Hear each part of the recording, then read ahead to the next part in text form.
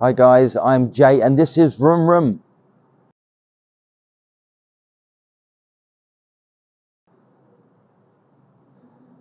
As you may not have noticed, this is not a motorbike. Um, yes, a couple of reasons for this. There were just not enough motorbikes going through at the right kind of prices at the moment for me to buy another motorbike, and the wife needed a car, so she's gonna love this. Kia Sportage 2014, front end damage, no keys, windscreen's broken, there's an oil leak, the bumper's destroyed, the bonnet's destroyed, the back door on that side not looking quite so good. So let me take you around in a little bit more detail and I'll tell you the plan.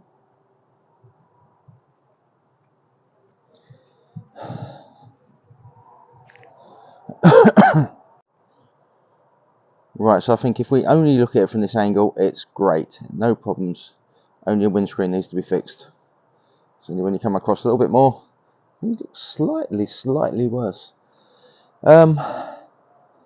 Yeah, this was a bit of an impulse buy from the auction, and I think we've seen before how that can happen. I did do a bit of research on it, to be fair. It is a Cat N. It's somewhere between 60 and 70,000 miles. It's an automatic. It's got the leather, it's got the panoramic sunroof. But buying a car in white from the auction is really a no-no because you cannot see the dents. I knew the bumper was obviously not very good. I knew the headlight was obviously broken. I knew the windscreen was obviously broken. I didn't know about the bonnet. So the bonnet is beyond economical repair, which is a shame. The water bottle looks like it's got a big, well, as I've just noticed, slight disconnect down there. So that's going to need addressing. The crash bar at the front, I've just noticed, is missing part of it, so that's the bumper bar. It's going to need replacing. Coming along the side, let's go inside. Inside has full leather, which is really nice. It's got the info screen, which is really nice, and it is an automatic, so the interior is really good. So pleased with the interior. And on this side, the only thing that seems to be missing is the cap on the running board down the bottom to the rear, and I do have one. It has a full size spare wheel, which is an alloy, which I was quite impressed with.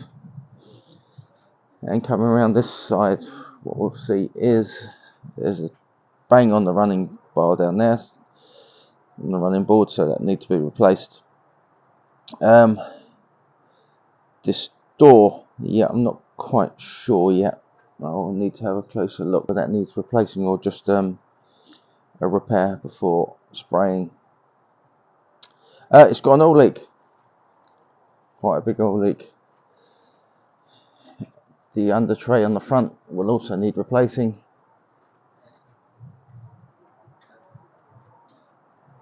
And that's about it. So, should be a day's work, shouldn't it?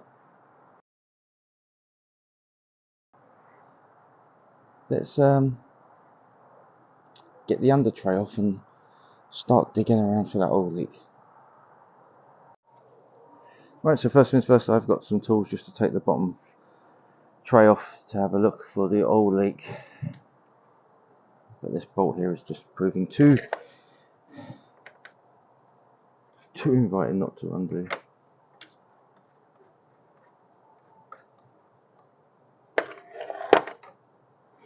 The bump at the radiator and the condenser for the air conditioning look okay, which is a very small bit of good news because there really hasn't been that much. Oh, it's a 13. Okay, I've taken the one bolt out. It's a start. It really is. Right, so let's get this tray off and see if there's a hole in the sump.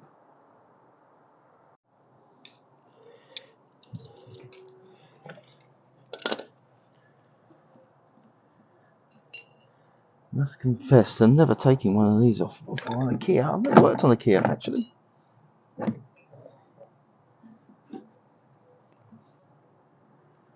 Right, I'm seeing some bolts there. They look like 12 or 13 mil. And I'll need a socket. Right, so these are all 12 mil.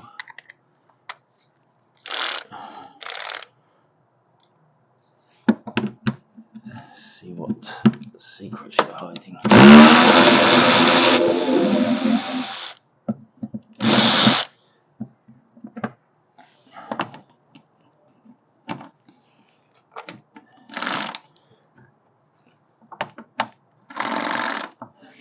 That's weird.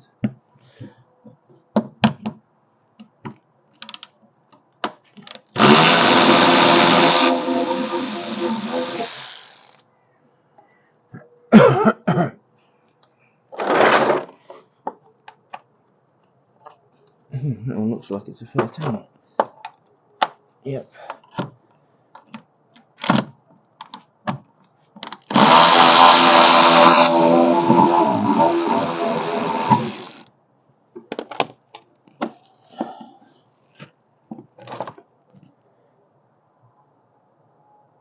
And I can see the engine.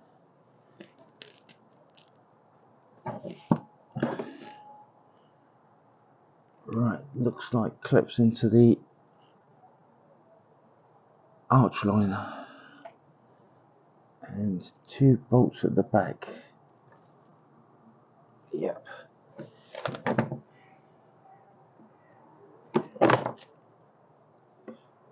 Okay, that's not too bad. Right, let's go back to 12. Let's see if I can reach.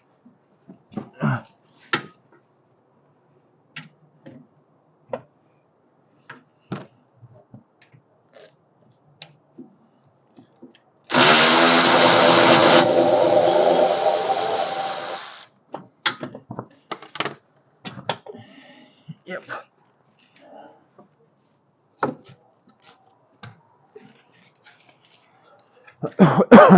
Oh, there's one on this side. And then hopefully just that clip. It's going to need a whole new under tray.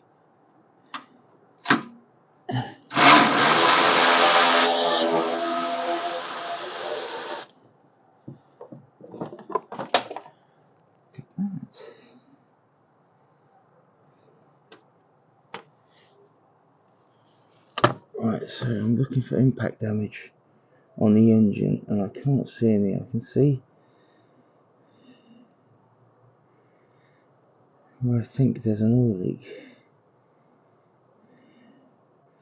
coming from the front. Can't be just that gasket's failed. The drive shaft at the front looks okay. The lower supporting arm also doesn't look bent. The drop link looks straight. Oh, okay. Cautionally optimistic. Let's see what happens when the wheel comes off.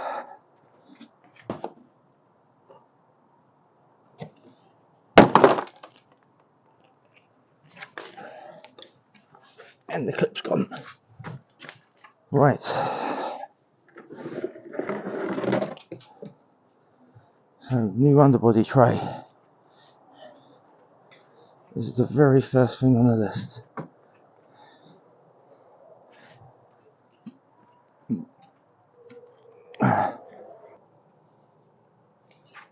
Let's just take a look and see if we can see where that oil's coming from.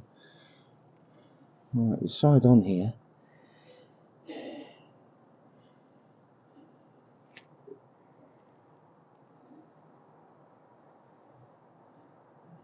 because I don't know how the car was sitting,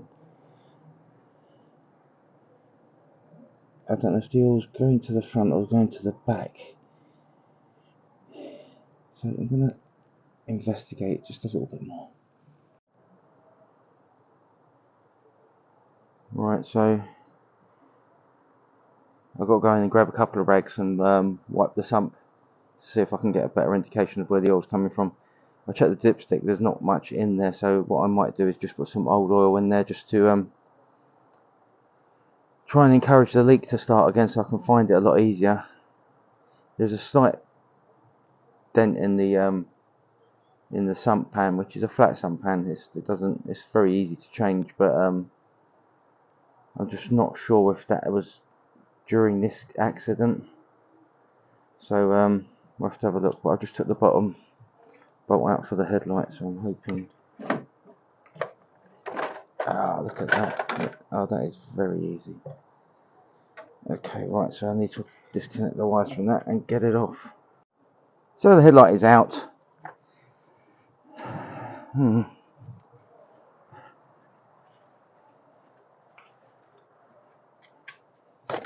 in a million pieces. I think just a lug kit and I can repair that.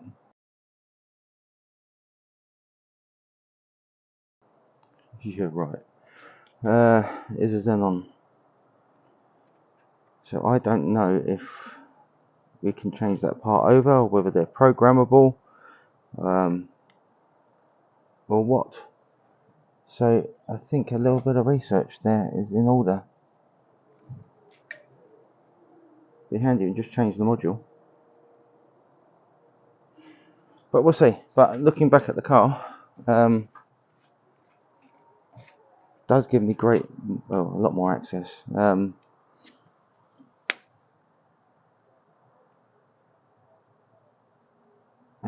let me take you to widescreen. I'll get this bottle out of the way, and then it will really give me a chance to assess what's gone wrong here. What we're looking at, it feels like a 10mm, and I think that's the only thing that's holding it in. So I'm going to disconnect some wires and take a picture. I think would be a good idea. So the water bottle's off, and unlike the engine, I think I know where the leak is in this one. Yeah, not a lot you say about that.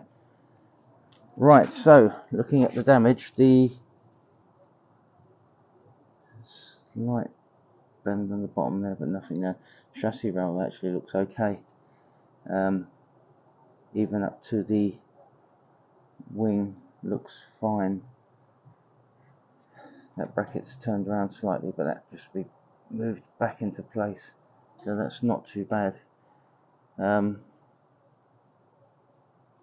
Yeah, okay, so at the moment there's some chafed wires which I'm going to have to check to see are still okay, and I've noticed two just random ends, so I will have to find out where they go. Got a feeling that one of them is probably to the windscreen wash here, because there's two pipes there. I don't know where they go either, so a little bit of research to do on that. But the non-structural part of it is okay at the moment. You know, there's nothing that's majorly concerning, so I think we'll get the rest of this off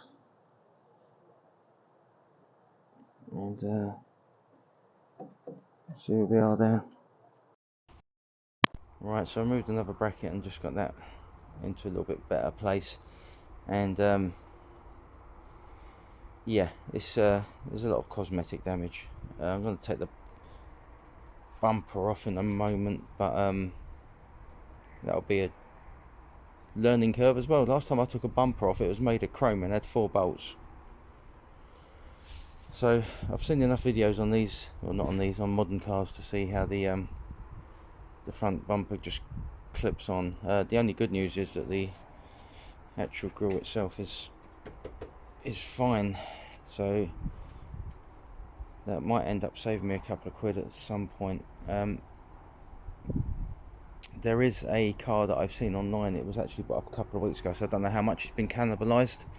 It was in white, and it's the same year, and I'm going to hit them up a little bit later today just to see what parts they've got left and if they'll do a deal. I've done some research on second-hand prices for bits. I would prefer to try and get it in white. I know there's always the chance that it's been a different part of the country, or it's had different weather, or just been tea-cutted a lot more. It's going to be a slightly different shade, but it's a chance I'm willing to take. I mean, if I do have to get a respray, then I'll get a respray. But if I'm offered a second-hand bumper in white or offered a second-hand bumper in black, then I know which one I'm going to get. It makes sense. So yeah, the strip down is going okay. There's nothing that's majorly concerning me at the moment. It's a shame that the bonnet was so badly mullered, and they just forced it shut, which just made the windscreen even worse at the bottom. Not that it could have been saved anyway, but that's just another item to deal with. Worth mentioning, guys, if you're ever in the need of a windscreen and you're not going through the insurance, do your research, because I got a price off of one company and it was £350 to replace the windscreen in this, and I rang up another one and they rang me back, and it was like dealing with a double glazing salesman. They started off at 650 quid, and when I laughed at them, suddenly something appeared on their computer which said, oh no, we can do it for 450 if you do it today. So just be aware, there are people out there just want to take your money, and you've got to be on guard 24/7. But I'd never known that with windscreens before. It's really disappointing, actually. Kind of ruins your faith in mankind, but hey ho, never mind. Right, rant over. I think I'm just doing this so I don't have to carry on. Right, so what am I going to do? Oh my god. Alright, I'm going to get a rag and I'm going to clean the bottom of the engine and try and find out where this bloody oil leak is and put some oil in it. And the key man should be here soon. He's got the key, the code to the car. So hopefully that won't take him too long to come and give me a couple of keys. Don't like leaving the cars open, even where I live. So yeah, okay, right, I've got to get on. Just go and grab a rag. So I've just put a bit of oil in it, and it's I'm just waiting now to see if it starts coming straight back out again. Best case scenario, sump nut, then some gasket. I'm hoping it's not nothing serious. I think it's something to do with the bang, so it might have just knocked a pipe off somewhere, but I need to get up on ramps really to have a look, and I can't do that because I haven't got the keys, and so I'm on a catch-22 scenario at the moment. But yeah, it's okay. I took the 2 bolts out of there, 2 fasteners from there, and it's all got very, very, very loose. So the only thing I think that's holding it on is the washer on this side, which is down there, and I'm going to disconnect some wires from the spots on that side, and then we'll see where we are. But I need to get the bumper off. I just want to. I don't know if there's a part number back on the back of it. I'd like to double check part numbers if I can before I start ordering bits, but we'll see how that goes. So this is how behind the times I am. I had to just Google how to get that washer cover off the headlight washer. I've undone that. I'm kind of hoping that's it. But saying that, I'll be surprised if it is. I mean, Jesus, is that all that holds modern bumpers on? That's crazy. Let's get you on widescreen. No way. No way. Oh my god. These are so easy. Oh my god. That's crazy.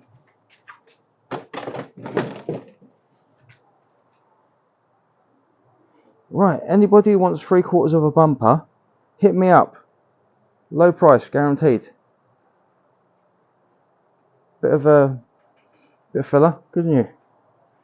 Oh my god. Right, so first look. So this side will give me an indication to some of the wiring on the other side, I'm hoping. And at least now I can see that the washer jet is connected via this pipe with a slight break in it. But it connects from there, so that's not too bad. Does confirm that the radiator and the condenser are absolutely fine.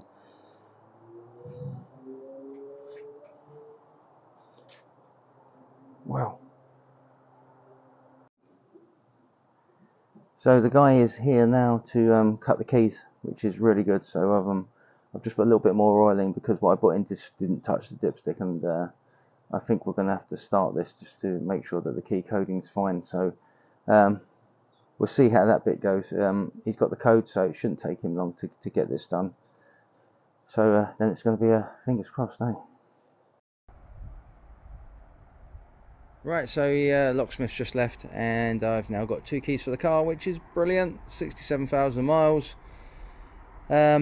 Started up, even though I've got the oil leak under there. I'm just I put enough oil in it to start it, which was it sounded good. 3/4 of a tank of diesel, excellent. And he was in and out here within about half an hour. Done a superb job. And if you ever need someone to do this kind of work, name's Will. There you go. Lock fast. Recommended. And what I did tell him was this might not be the last project, so we'll see how it goes, and I will definitely be using him again if I need some keys cut. So that's it. So what I am going to do now is just take a breath, because I've kind of gone into this 100 miles an hour. I'm finding more bits the more I look into it, but there has been some good news. I mean, the battery's fine, it was fully charged. Doesn't seem like there's any chassis damage or subframe damage or control arm damage or steering damage, so you know that those bits are good. The engine sounded fine. I haven't tried the gearbox yet, but I've got no reason to believe there's an issue with it. I've found where the oil leak's coming from. It's the gasket, so the sump gasket on these are very easy, and I did have a feel, and it does feel like someone might have tried to tighten it up before, so I think it was over torqued at some point. So yeah, I'm gonna take some part numbers, start making a list, and see if we can't get some bits ordered. Job's a good one. So that's it for the first part of the Kia Sportage video. Stick around, see what happens next time. Hopefully we'll get some parts delivered, and we can crack on and get on with it. If you do like what you're seeing, please like, share, subscribe, and until next time, guys, take care. Bye.